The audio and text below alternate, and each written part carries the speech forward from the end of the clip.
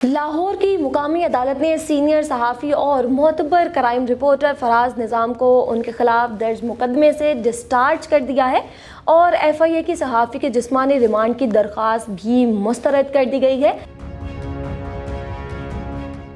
सहाफ़ी फराज निज़ाम को FIA ने जुडिशल मजिस्ट्रेट नईम बख्श की अदालत में पेश किया और उनके जिस्मानी रिमांड की इस्तदा की। फराज निज़ाम के वकील ज़ैन कुरैशी ने दलाइल में निशानदही की कि जो मुकदमा दर्ज किया गया है इसकी अभी तक FIR नहीं दी गई।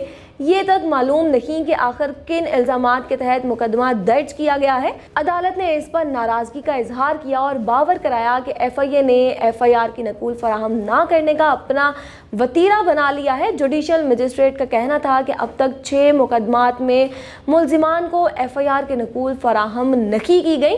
वकील ने कानूनी नुक्ता उठाया कि किसी भी शख्स का बुनियादी हक है कि उनके खिलाफ दर्ज होने वाले मुकदमे की कॉपी उसे फराहम की जाए। वकील ने एतराज़ उठाया कि जिन दफ़ात के तहत मुकदमा दर्ज किया गया है उनका इत्तलाक सहाफ़ी फराज निज़ाम पर नहीं होता। उनकी वीडियो में कोई ऐसी चीज़ नहीं जिसकी बुनियाद पर उनके खिलाफ मुकदमा दर्ज किया जाए। मुकदमे में जो दफ़ात लगाई गई हैं वो किसी सूरत भी वीडियो से मुताबिकत नहीं रखती।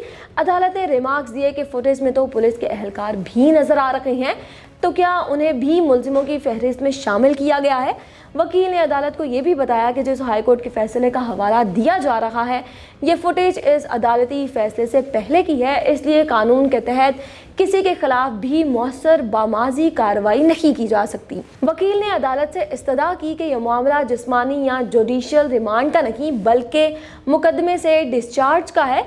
FIA के वकील ने भी दलाइल दिए और जिस्मानी रिमांड देने की इस्तदा की। अदालत ने वकला के दलाइल सुनने के बाद फैसला महफूज कर लिया। जुडिशल मजिस्ट्रेट ने फैसला सुनाते हुए फराज निज़ाम को मुकदमे से डिस्चार्ज कर दिया है। इस रिहाई का फैसला सुनने पर फराज निज़ाम के रिश्तेदार और दोस्तों ने खुशी का इजहार किया और एक दूसरे को मुबारकबाद दी। जहां सहाफ़ी तंजीमों ने इस गिरफ्तारी की शदीद मजम्मत की थी, वहाँ ही फराज निज़ाम को मुकदमे से डिस्चार्ज करने पर खुशी का इजहार भी किया है और इसे सच की जीत करार दिया है।